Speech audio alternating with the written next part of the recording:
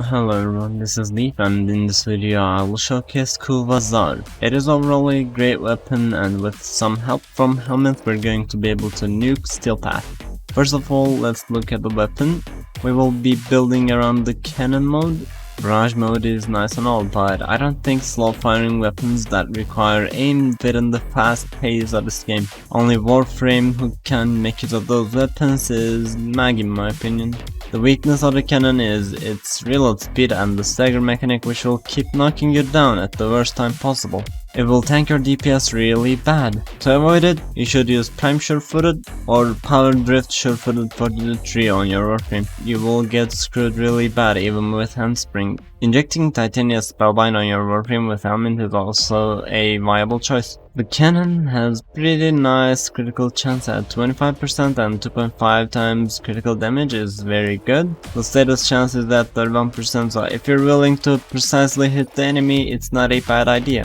Then we have the explosion. It has 17% critical chance and 29% status chance. Critical chance is a bit low, but we will still make it of that. The radius of the explosion is 7 meters, and the explosion will have 30% minimum damage with fall off at that point.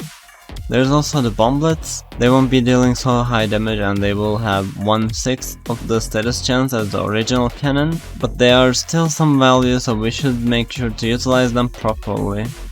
Now let me show you the build I used in the footage. I got one radiation based Kuva Zarr, which actually helps a lot with cross controlling the enemies. You could go for toxin to save a mod slot when you want to make viral though, it's totally up to you. First of all, we of course have serration for base damage, then we have galvanized chamber for the maximum multi-shell we can get from any mod, then galvanized scope for again maximum critical chance we can get, and here's the catch. You can proc the headshot effect with the explosion, but it's not extremely consistent. You have to kill a ton of enemies to keep the headshot kill effect up. You're not always able to, but you can manually headshot enemies every once in a while if you want. Even if you can keep it up, on average, it will still be better critical chance than any other critical chance mod. We have Prime Firestorm for extra radius on explosion. I'll throw some theory at you now. I made a graphic in which X values represent the distance between explosion center and the Y values represent the damage after fall off is implemented. And I want to tell you this, if you use a blast radius increase mod, namely Firestorm or Prime Firestorm, it changes the fall off values. The minimum damage will still be 30%, but the range will increase. So let's look at one example. The yellow line shows the range and damage with Prime Firestorm, and green line is there so we can compare how much damage we deal to the enemies at 7 meters away from the explosion center. It's nearly double the damage for 7 meters, as you can see.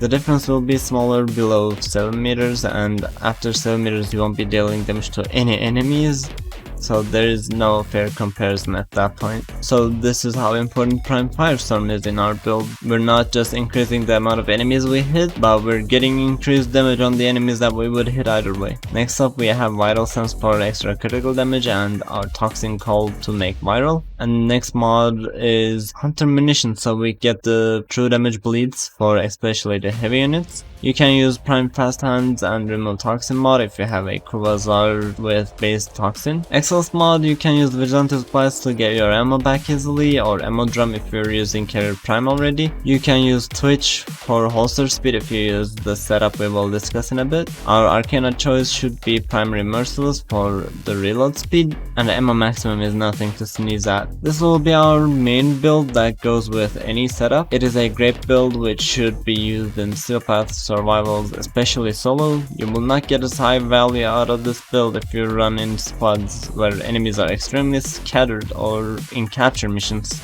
If you want a Helminth ability that fits Kuva Zarr really well, I recommend Xata's Whisper from Zaku. It's some extra void damage, but mainly it is both added survivability, since enemies can't shoot you when they're affected by void status, as their bullets are gonna be reflected upon themselves, and more added damage since Kuva Zarr's bomblets are going to home into enemies which are affected by void status effect. The secondary build I had in mind is to simply remove viral from Kuva Zarr and use Prime Fast Hands for less downtime, along with Prime Bane Faction mod for extra damage. We will deal a lot less damage without viral, so we will use a primer secondary. My choice was Active Prime with Viral and Heat, but you can use Epitaph or Kuva Zarr. I recommend Epitaph or Xata Prime since they fit Kuva Zarr better with the explosive effect. You will also be affecting enemies with Void Status effect far faster with your primer secondary, and it will make sure no enemy will be able to hit you, and the bomblets, you will never miss them. This will be it for this video. Thanks for watching, and if you liked the video, don't forget to tap the like and subscribe buttons, and I hope to see you on another video. Take good care of yourself.